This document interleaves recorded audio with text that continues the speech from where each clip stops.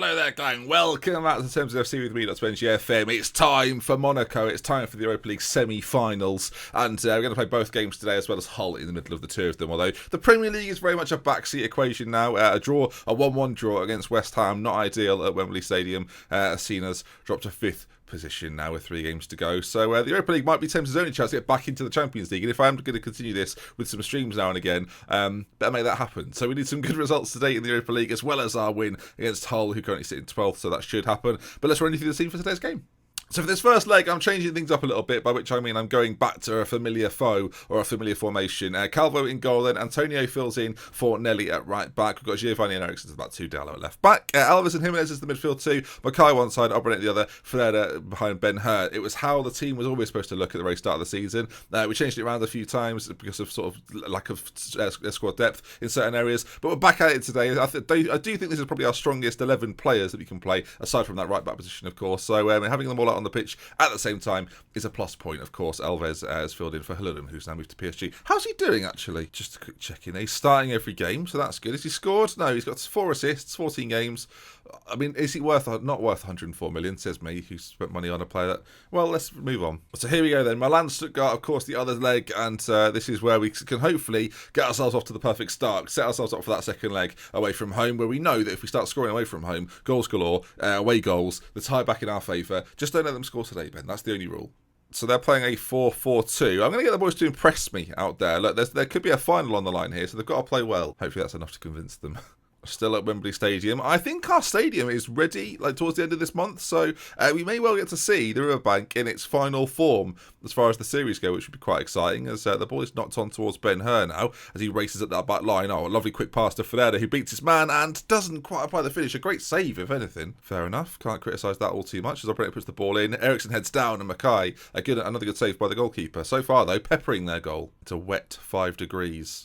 April in England, that is, for our foreign viewers. Yes, really, that's what it's like. It's weird. It's our country anyway. So they come forward. Mackay intercepts, and now we have a 2v2 at the back if we play this correctly. Ben Hur to Ferreira again. Those two linking up beautifully so far. Ferreira beats his man, and this time finds the finish. The first goal of the game. 9 shots, 7 on target for Thames. Monaco yet to test our goalkeeper. Only 22 minutes gone. Quite emphatic, I dare say, as you can see here. Let's watch it in 3 dimensions. Ben Hur, lovely pass forward to Ferreira, gives him loads of space to run into. That's what you want to see. I do think that giving Ben Hur the option to play up front on his own does give him that room to manoeuvre, and it allows him to sort of do whatever he wants, really. And with the attacking ones of Ferreira, it's the perfect combination. Okay, then, can we find another goal before half-time? Just over the half-hour mark, as Ferreira beats his man. Can he get a shot in on goal? He does, and it whistles past the post. Elsewhere, Stuttgart and AC Milan 1-1. Tightly contested match over there, but Stuttgart do have the away goal, interestingly. Forward again, Thames. Ben Hur finds Mackay, and really, with the amount of chances we've had, we need a second goal. It's not coming. We've just had a corner. Stop with this highlight immediately. I mean, it's played in. I'm expecting very little. That's what I expected. Will FM19 be any different? You can be sure I'll be looking out for it. So at half-time of this first leg, I would call that a convincing half, but only 1-0 to the good, which is a bit of a worry. Now, you've got to assume Monaco probably won't be that bad in the second half. So things are going well, keeping everything quite casual. Let's just go out there and score a few more, though. We need at least a bit of an advantage. They've had a shot already. They're back in the game. And of course he is. Ferreira's injured. Dorfer's going to come on to replace him. I don't even want to talk about it. Let's just move on. Whenever he's having a really good game, he gets injured and goes off. Have you noticed that every time? And so far, with 20 minutes to go, the injury to Ferreira is the only incident of the half. The game at AC Milan is very interesting as we look to push for a second here, hopefully. Dorfer into Obrent. To be fair, Dorfer's been playing really well recently. Little unfortunate to miss out today, as Mackay somehow comes away with the ball there into Ben Hur, who makes it 2-0. How has Mackay done that? We'll take a look at it. As the ball goes out to this side, you can see there's 2 defenders on him, and they just sort of run into each other. The ball ricochets off Mackay, ball into the middle, and Ben Hur heads home. 2-0 Thames. To free kick to Monaco. We've seen nothing from them, so that would have been upsetting had they scored. Question is, do we want to make a change here? I don't think we do, really. Everyone's playing pretty good.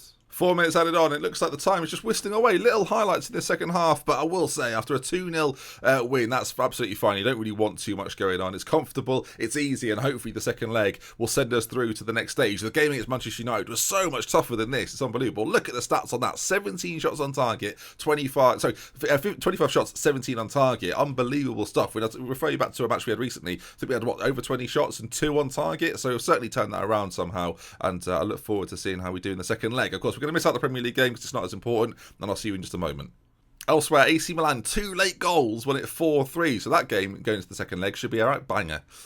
as Flair misses the rest of the season because Thames things. 4 to 5 weeks, that'll be him done. Would he make it back for the Europa League final? Maybe, just maybe. I guess keep an eye on that.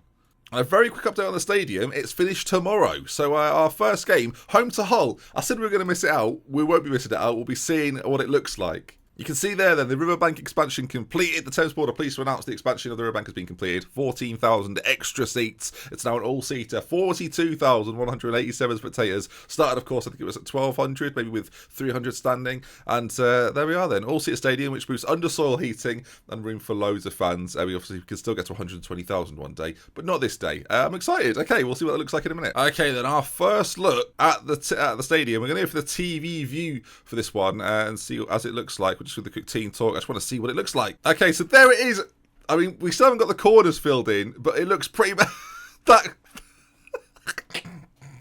I mean, we'll go to data analyst, and that's as far as we can zoom out. It looks like a square now, and it's not a square. It's very confusing. I mean, that's where the players come out. It looks mad. We'll take it, though. I mean, there's one floodlight. I mean, we need more than that, really. Fascinating. Anyway, okay, well, there it is. It's very square. Ben-Hur scores. Back at the Riverbank. We're minutes in. I might as well just show you. He scored the goal. Anyway, I'll see you for Monaco. I'll let you know what the full-time result was. And Giovanni makes it 4. We're on the ball. We're on the ball 4-2. Looks like we're probably going to win it. So we're in 4th. We're going to need some point deductions. Hopefully Man United are 3rd FFP. As I've Manchester City, we've got a chance. Right then, second game of the episode then. Well, I say technically 3rd, but second main one.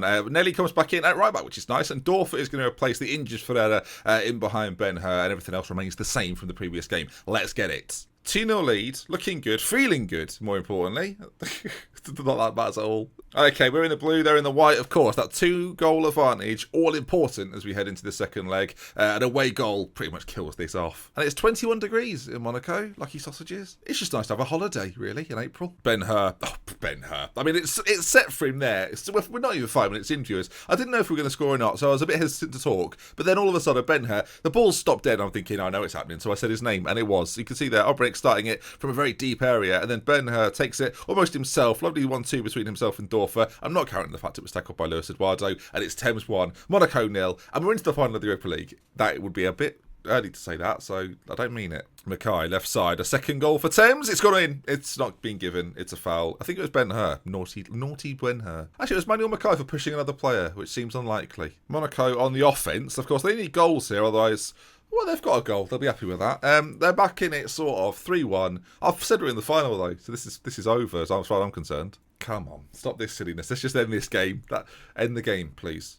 I mean, Monaco are forward again here. There's a lot of silliness going on by Monaco. Actually attacking in this game. Didn't do that in the first game. Didn't do it at all in the first game. Okay, they're forward again here. Another shot on target. I mean, they really must stop this. I'm going to switch to the counter-attack. We've got a corner anyway. Obrinic puts it in. Doesn't quite reach Dorfer. Jimenez has got to get there first, and he doesn't quite, really, as the ball across is very, very good. Then number 9, racing forward.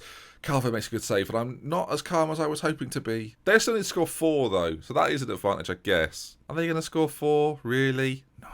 Ball put in. I mean, Monaco aren't stopping here. Can they... Oh, I'm not enjoying this. All right, 1-1 at half-time. Hopefully, again, they've got to score 4, right? I'm going to assertively say I'm far from pleased. Fire them up a little bit. Come on. I mean, 65 minutes gone, well into the second half. Monaco still deciding that attacking is the best form of defence. We're on the counter-attack now, though, so I don't really mind this pressure so much. It certainly means if we're going to be able to do that sort of thing right there. Ben-Hur to seal this tie.